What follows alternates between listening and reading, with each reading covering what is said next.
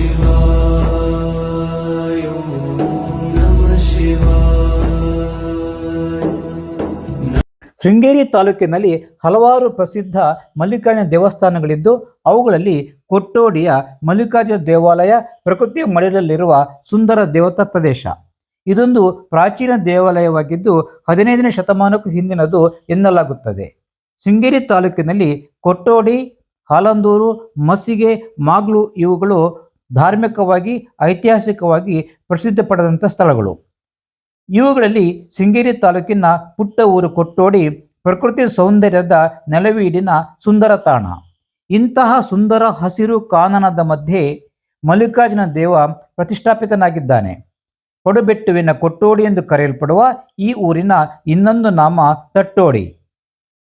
ಶಾಸನಾತ್ಮಕವಾಗಿ ಚಾರಿತ್ರಿಕವಾಗಿ ದಾಖಲೆ ಹೊಂದಿರುವ ಕೊಟ್ಟೋಡಿ 14-15ನೇ ಶತಮಾನದಲ್ಲಿಯೇ ಪ್ರಸಿದ್ಧ ಪಡೆದ ಸ್ಥಳ. ಕೊಟ್ಟೋಡಿಯಲ್ಲಿರುವ ಶಿಲಾಶಾಸನ ಸಾಮಾನ್ಯ ಶಕ ವರ್ಷ 1458-59ನೇ ವರ್ಷಕ್ಕೆ ಸೇರಿದ್ದಾಗಿದೆ.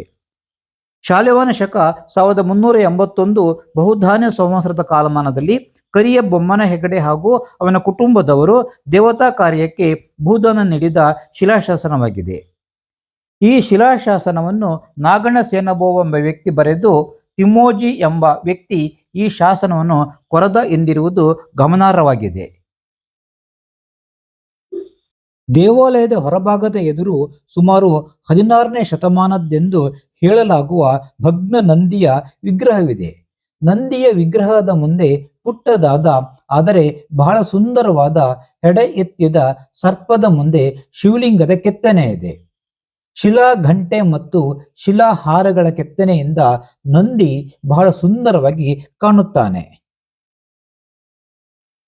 ದೇವಾಲಯದ ನಾಗರಕಟ್ಟೆಯಲ್ಲಿ ಹಲವು ನಾಗಶಿಲ್ಪಗಳಿದ್ದು ಅವುಗಳಲ್ಲಿ ಕೆಲವು ನಾಗಶಿಲ್ಪಗಳು ಸುಮಾರು 2 ಶತಮಾನಕ್ಕೂ ಹಿಂದಿನದೆಂದು ಹೇಳಲಾಗುತ್ತದೆ.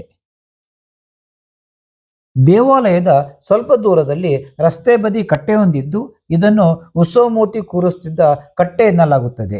ಹಿಂದೆ ಇಲ್ಲಿ ದೇವರ ಉತ್ಸವ ಮೂರ್ತಿ ಕೂರಿಸಿ ಪೂಜಿಸಲಾಗುತ್ತಿತ್ತು. ಬಹು ಸುಂದರ ತಾಣದಲ್ಲಿ ಮಲ್ಲಿಕಾರ್ಜುನ ದೇವ ಭಕ್ತರ ಅಭಿಷ್ಟ ಈಡೇರಿಸುವ ದೇವನಾಗಿದ್ದಾನೆ.